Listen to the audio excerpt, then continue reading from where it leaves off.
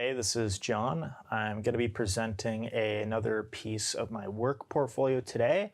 Today I'm going to be going over an equity research project that I created on Prothena Biotech Corporation. Basically, this is my first equity research project that I created in full. So it was a pretty interesting learning experience. There were a lot of difficulties that I had in making these. I actually thought it was going to be significantly easier than it ended up being, but there's a lot of documents to go through, and there's a lot of analyses to run in equity research. So it's an interesting exercise, and I hope that you enjoy the presentation. So basically what equity research is it's an analysis of a company with respect to an investment recommendation. Should I buy, hold, or sell the company's stock? So when we're looking at equities, and there are different kinds of analyses we can do for securities. For example, a fixed income analysis would look very different from a equity analysis, where equity analysis is primarily focused on growth, whereas if we're doing something like a fixed income analysis, we might want to look at things such as how does the company hold up in the event of solvency? Will I get money back, for example, if I own debt from the company? So there are a number of interesting things about biotech companies in this respect that are going to come up in this report as I show it to you. The main driver of biotech revenues, perhaps obviously, are going to be revenue generation from research and development projects. So in this case, Prothena Corporation is focused on neurodegenerative disorders such as Alzheimer's and Parkinson's disease. They have a number of projects in the pipeline. Now for this specific equity research report, I just used a time horizon of 3 years. So there's a number of caveats that come about with that as well. For example, in this report, you can see that the net income of Prothena is consistently negative, and I'll show you that when we get to the numbers. This is pretty common in a lot of biotech companies, which is why the stock prices tend to look something like flat, big jump, a little bit of a plateau, and then drops back down, because the stock prices are very volatile when when results come out. Now, in the case of Prothena, they primarily collect collaboration revenues for their revenue generation. So whereas a typical biotech company might produce a therapeutic and then sell that therapeutic via their own sales channels, Prothena primarily works in collaborations with other companies like Roche, which then pay Prothena for research and development milestones and sales milestones once the projects pass the clinical trials.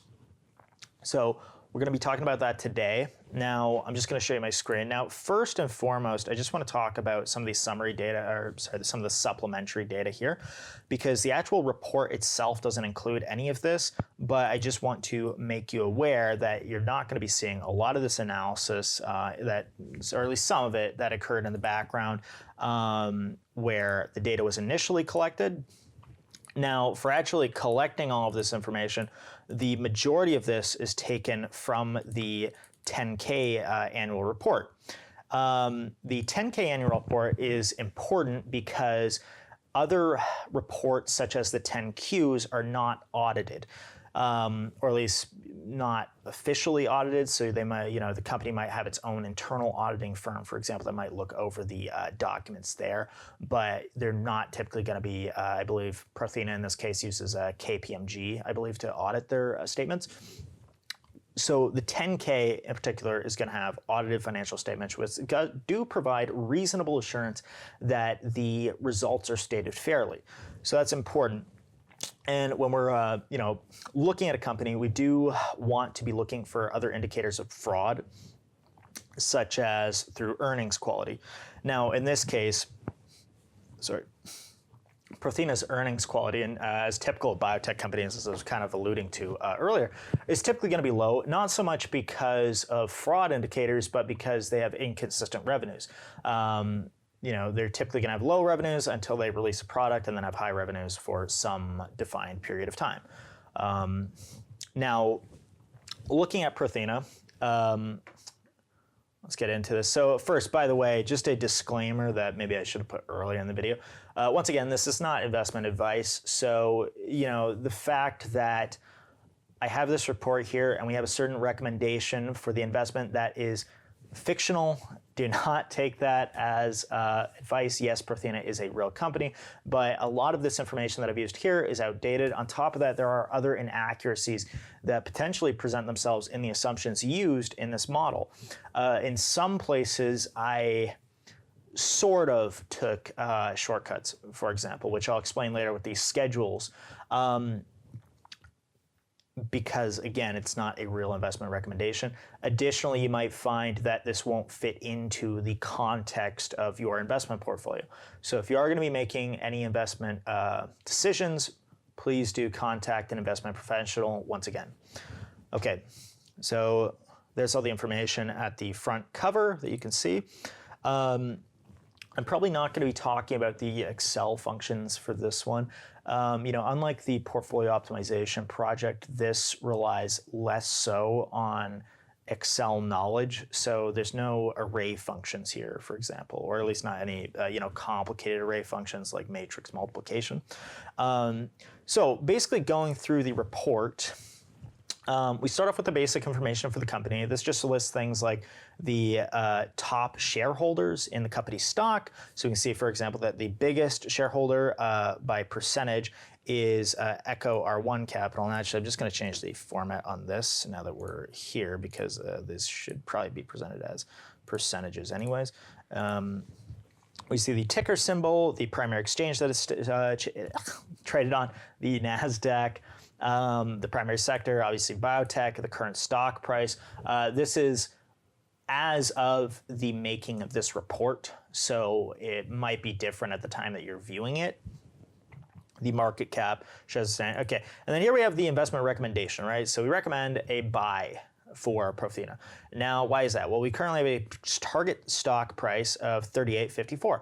That's below consensus, but it's not necessarily consensus today. Consensus is expecting this to go up to 46.5. It's still well above the current stock price, though, 14.10.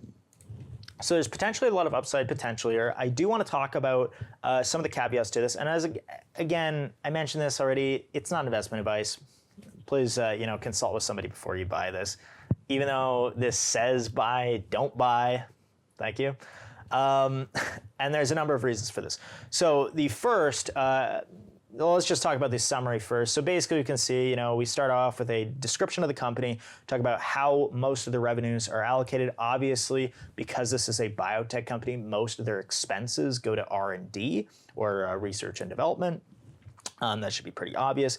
The product pipeline that we focus on here is mostly because, you're going to have more products that are in the pipeline.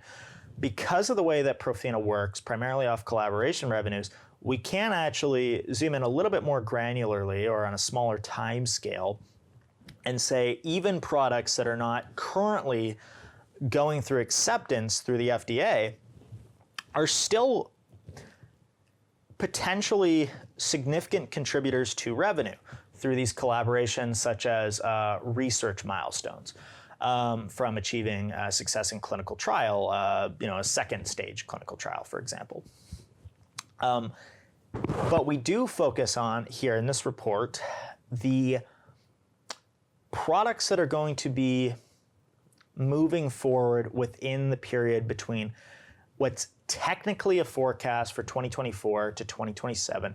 And the reason this is technically a forecast for 2024 is because as of this video, it's very near the time where they're going to be releasing their 10K for 2024, but they do have the 10Q for 2024 Q3 out. So a lot of that data was used. So it's still technically a forecast, but really it's more like a 3-year time horizon from the beginning of this year to the end of 2027. Okay, just to get that out of the way. The main products that they have in the pipeline are really Birtamimab. I'm actually not sure how to say this, but this is one of the most interesting of the products that they have coming out. This one is about to get approved potentially, or at least I think there's a high likelihood of it getting approved, which I do talk about in the assumptions. But basically, when we're looking at approval, I think there's a number of things that we should look at. We should look at things like, one, were they clinically effective in the trials that they've conducted so far? And then two, with what significance level were they effective? So some of these products, for example, I criticize and adjust the probability of success lower because although they show effects, they're significant maybe to a p-value of 0.15, which isn't really going to be enough, or it's not convincing enough, I don't believe, to pass a clinical trial, right? So even if it gets through the phase 2, for example, it's probably not getting through phase 3. So those are the main things that I look at here. You can look at other things. I don't necessarily think it's worthwhile with respect to biotech. A lot of people don't necessarily understand that biological research is fairly random in terms of outcomes. Now, it's probably implicitly understood given that 90% of products don't really reach the approval phase when they start off in stage 1. But it makes it less likely to really add value by looking specifically at the science of what's going on from a theoretical level. And I would say another reason for that is also given that there's informational asymmetries present that favor, for example, the chief research officer in this case, where they are going to be more intimately familiar with the research that they're doing. And if they felt that they did not have a high success, high probability of success, then they probably wouldn't go through with it. So it's unlikely that I'm really going to be able to look at these as definitely as an individual investor and start to break this down and say, okay, with higher confidence than management technically, and also in the face of randomness in biology generally,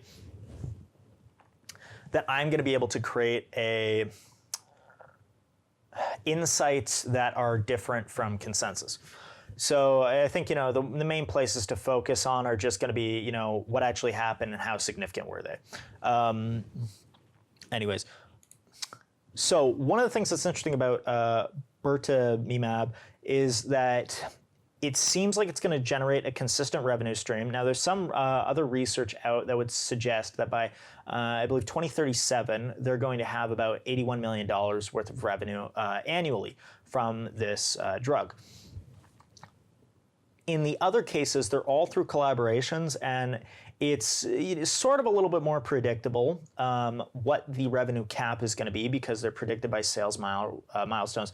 But a lot of the sales contracts that they have or the collaboration agreements they have are not completely transparent. So it was difficult to get some of these numbers. So I'm going to show you that in the assumptions and what I believe this is going to look like.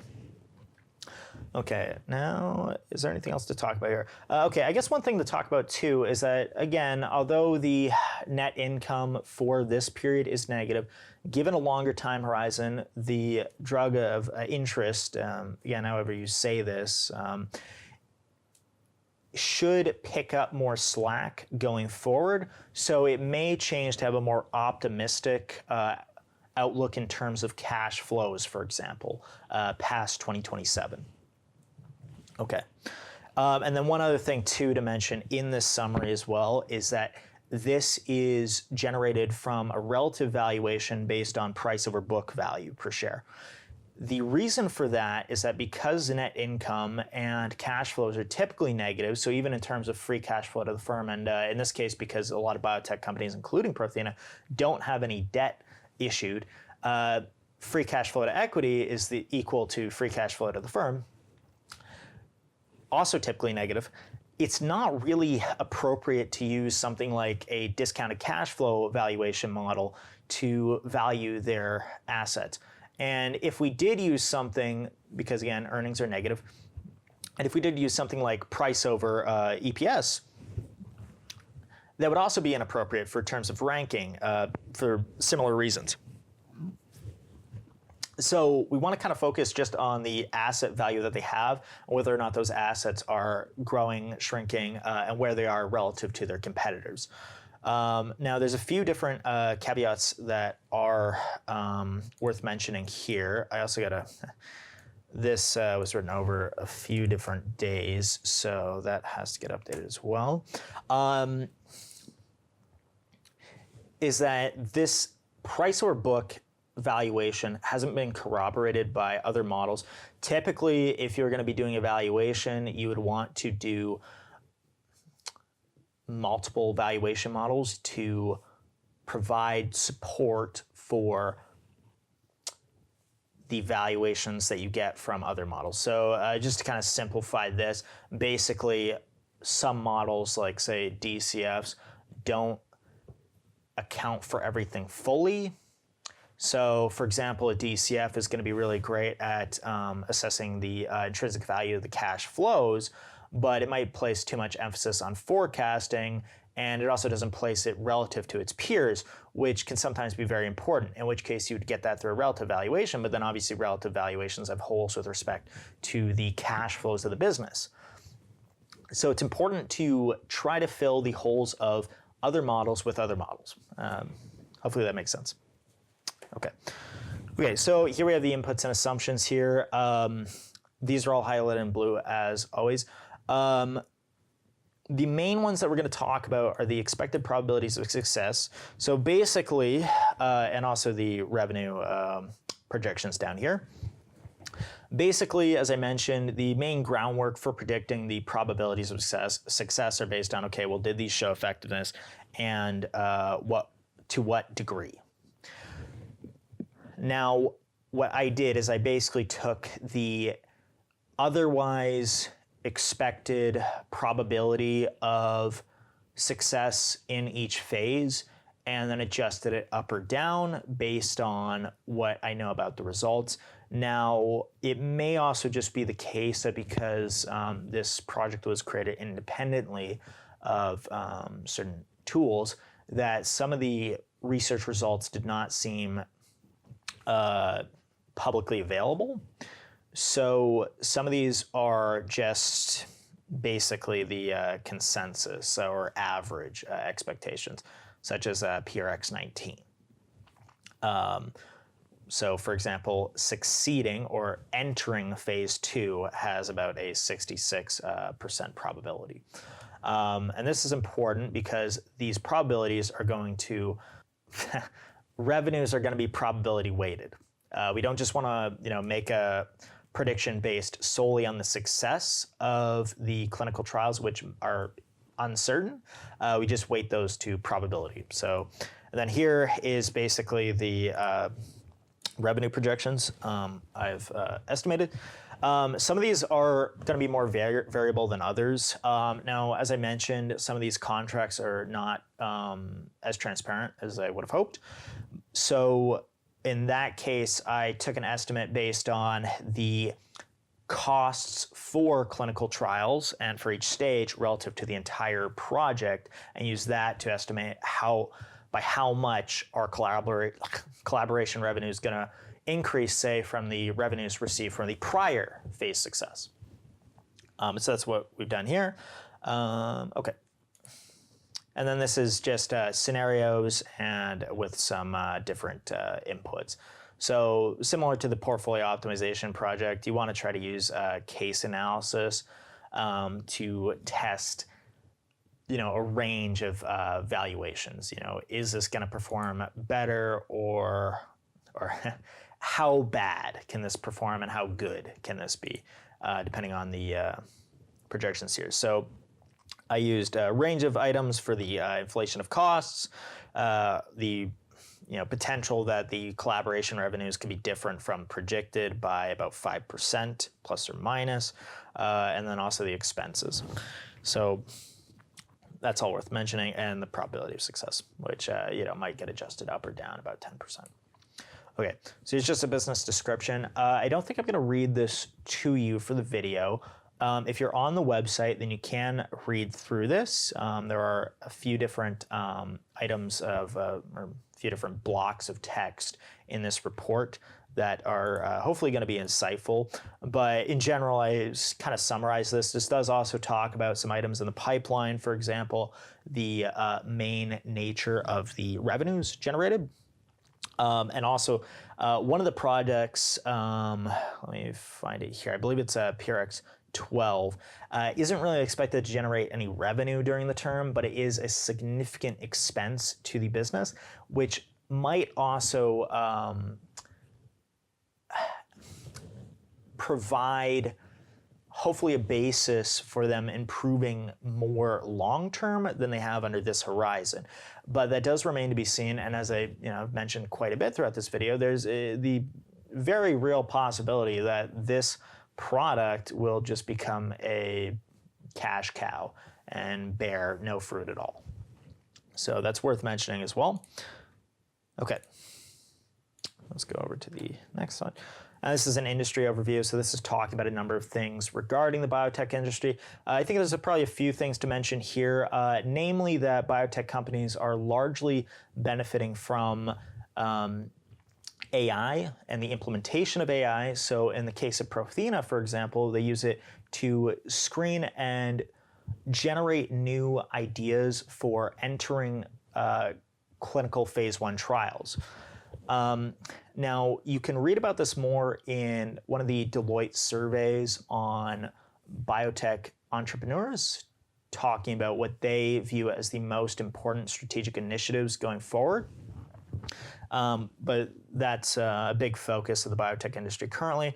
There's also obviously an emphasis on acquiring talent. Talent is very important if you're going to be conducting nuanced research and novel research as well. Okay. ESG considerations, so environmental, social, and governance factors.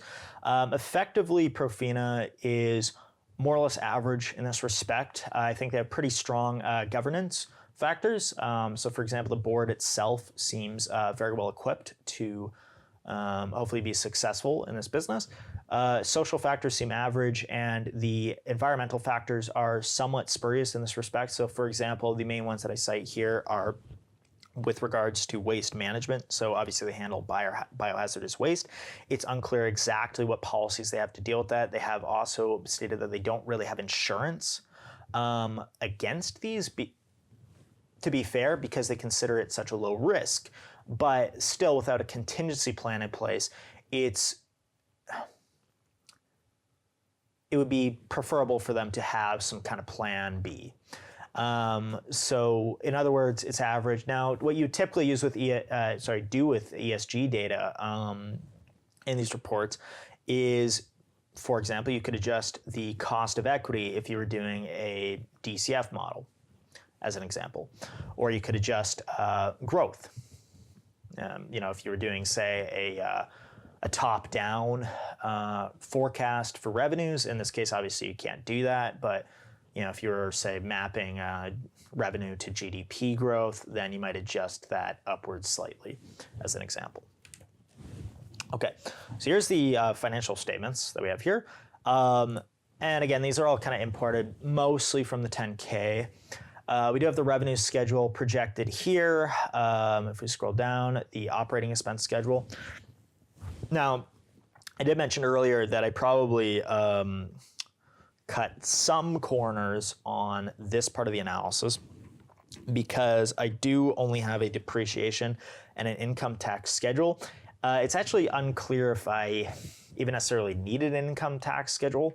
Now, because the company has been very consistently unprofitable, so they have a lot of deferred tax assets that they can use to effectively make sure that their net income, their taxable income is pretty much always going to be zero, at least for the foreseeable future, because they can bring those assets forward. But if we look here, we see that although the total revenue is typically positive, the operating income is often negative. There's been one historical year in 2021 that we can see that this was positive, and there is one instance in the projections that it's slightly positive. Into 2026, it's expected to generate 800,000 in operating income. So that's after the operating expenses are taken off. But generally speaking, this is typically negative.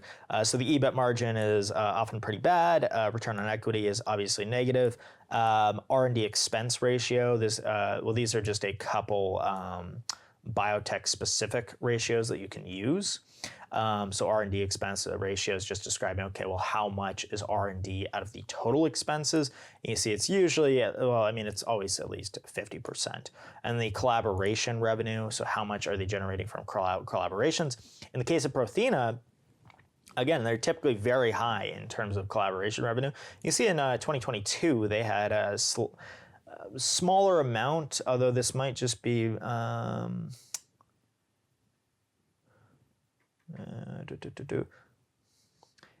Yeah, okay, no. So this does include the total collaboration revenue, yeah. Because one of the things I did here with the 2021 and 2022 just 2021, is I did simplify the revenue here because I did have to take these manually from different statements. And some of the 2021 stuff, so for example, the 10K sometimes just includes the 2022 and 2023 accounts. So we did have to get the 2021 information in some parts from the 2022 10K, and then also import those into the supporting documents and then bring those over. Okay. In any case, you can see that the cash flow is typically negative. As I mentioned, free cash flow to the firm and free cash flow to the equity, or to equity, typically negative. And then obviously the ratios are negative as well. One thing to mention too is that because of the, so I went through this pretty extensively. I double checked. I've done something that you should never do, and I put a plug in here. And the reason I have a plug in here in this case to, I believe, deferred revenue, non-current, is because, I went through all this. I'm pretty sure, pretty confident this is linked correctly. I believe that the issue is coming from the forecasts. So now, mind you, it's not a material issue in this respect. The difference is, about 0.5% across the accounts. So I wouldn't necessarily consider this material, but you should try to never insert a plug, which is just going to automatically balance the balance sheet when you do these things. Now, there's probably a few ways that we could get around this. So for example, I could maybe outline create a greater number of schedules to get around this in this case, because again, I'm pretty sure it's due to the forecasting, but there's also potentially just inherent issues with the modeling of this company that are going to create this. As I mentioned at the beginning, I have experienced a few different difficulties with modeling this. For example, typically with a company, you would want to normalize the revenues. In this case, the revenues are constantly abnormal. So everything has to be forecasted on a sort of individual basis in this case, or at least if you do try to forecast it just by slapping a growth number on there, it's just going to be very inaccurate. So I think naturally, trying to predict some of these smaller accounts with, say, percentage of revenue or percentage growth is going to lead to inaccuracies. So I think that's where that imbalance had come in. But as I mentioned, it shouldn't be a material difference. But that's why I have the plug in there. Again, it's not something you should ever do. And I am partially ashamed that I did this, but just to bring that up. So I'm not hiding that. Okay, now some other ratios that we have to look at are the cash runway. So in this case, I have it by year. And so we have the total cash amount divided by the projected years of, by the average cash used per year. So you can see that they definitely have sufficient cash reserves. And if we scroll up here, even in, even entering 2024, they have 541 million in cash reserves.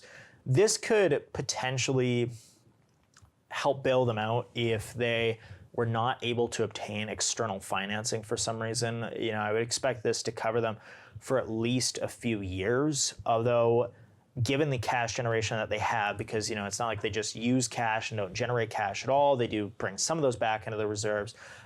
It looks like they're going to be able to handle themselves on a going concern basis from internal financing.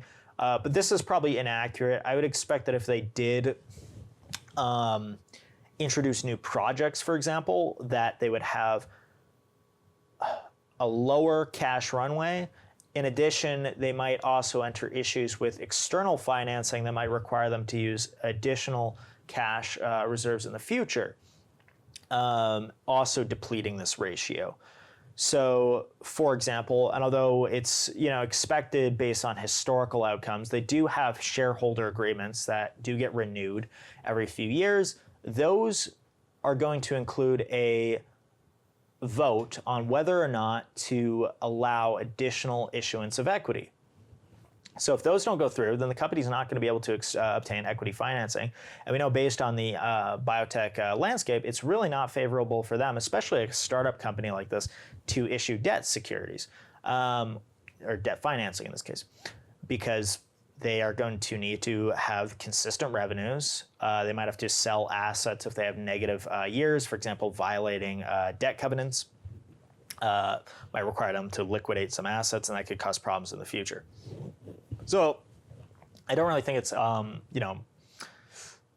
good option for them to enter contractual obligations like that to pay back debt holders. So primarily be looking at external financing by equity issuance, but we don't really expect any issues to come up with that, but that could. Okay. Current ratio, just current assets over current liabilities, and the cash ratio. See how these are pretty good. In general, the asset base for Prothena, even though they don't have very strong cash flows, the asset base is pretty strong. And we're going to take a look at that in a minute in comparison to its peer companies. So anyways, but there's the depreciation and the income tax schedules. You can go through that if you're on the website. Okay. So here we have a base of peer companies. Cassava Sciences, AC Immune, Denali Therapeutics, Sage Therapeutics, and Biohaven Limited. These are based on a number of factors. So for example, we want to look at the industry classification. You can see that these are all pretty related to what Prothena is doing. So biotech Alzheimer's, biotech psychiatry and neurology. And then also by market cap. So we don't want a necessarily large cap company, or at least not too many large cap companies, to enter this peer company analysis, because it's also going to give us a skewed picture of what the price over book ratio should be for Prothena. Given that, for example, mature companies have different growth rates typically from startup companies, and that needs to be accounted for. Okay. Now we do also have some other statistics on the peer companies here. Most of these are taken directly from the NASDAQ. Some of these I did have to take directly from the peer company's financial statements. And you can also see that this down here is where this is the data that was collected to calculate these ratios up here. Okay. And then here we have Prothena down here. We have their earnings per share, book value per share, and then the price over book and the projected share price based on that price over book that they have. Okay. Anyways, but then you can see that's where we get the share price that we have in the summary. Okay. Last, we would just go over some potential risks. I have kind of talked about these throughout the video. There might be a few other ones to mention, namely intellectual property issues could be another big issue. So obviously Prothena depends on its patented technology and the research processes that are not necessarily transparent to the public. If those methods, for example, leak out, that could create increased pressure from competitors, in which case Prothena isn't well equipped to deal with those competitive pressures, with it being, one, a small cap biotech company, and two, with it not really having cash flows to sustain itself. And if it continues to enter into failed research projects, for example, it may run out of any competitive advantage that it currently has in the market. It's also worth noting as well, there are some miscellaneous things issued here. On the channel, we've talked a little bit about the Doge agency. Because Prothena does have a large amount of its cash stored in U.S. financial institutions, it would potentially be particularly susceptible to things such as bank failures in the U.S. market, which could occur if, and again, we shouldn't really count this as something that is a foreseeable risk, but it's something that could happen.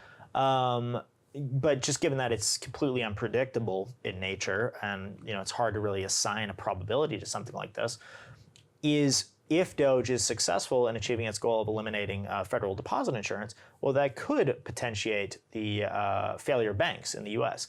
And that could also place additional pressure on Prothena's cash reserves and cause issues or make any issues that they might have generating external financing for the projects even worse. So that's also worth mentioning, in addition to some more like granular aspects, like having their research facilities in San Francisco, and with that being susceptible potentially to earthquakes. But that's more stuff that you can read about on the website. And then here we have some disclosures and the references that I used. References aren't a typical part of equity research projects, but I did include that here just out of habit, if you will, of writing other research reports. But the main, really the disclosures here in summary are, again, go to get a investment professional in this case, and also, or, consult with your own investment professional, if you will. And also that I don't own Prothena stock, and I haven't been paid for this report. So just to disclose any conflicts of interest there shouldn't really be any. Although maybe you would find it more favorable to work with a buy recommendation if I had Prothena stock. Okay, but that is the end of this report. Like I said, if you're watching this on the website, then you can check out the report yourself, and you can look more specifically at the numbers that are generated here and read the descriptions that I have. Otherwise, if you're watching this from the YouTube channel, I hope you enjoyed. I hope that you learned something about finance and security selection. Generally speaking, security selection has been touted by other investment professionals, such as David Swenson, to not really add a lot of value, unfortunately, to the investment process. So it might be more worthwhile for most people, especially those with without access to a great deal of resources, to still focus on asset allocation primarily. But this is, generally how you would look at a company and try to assess its prospects for investment purposes. And I hope you enjoyed it. Take care.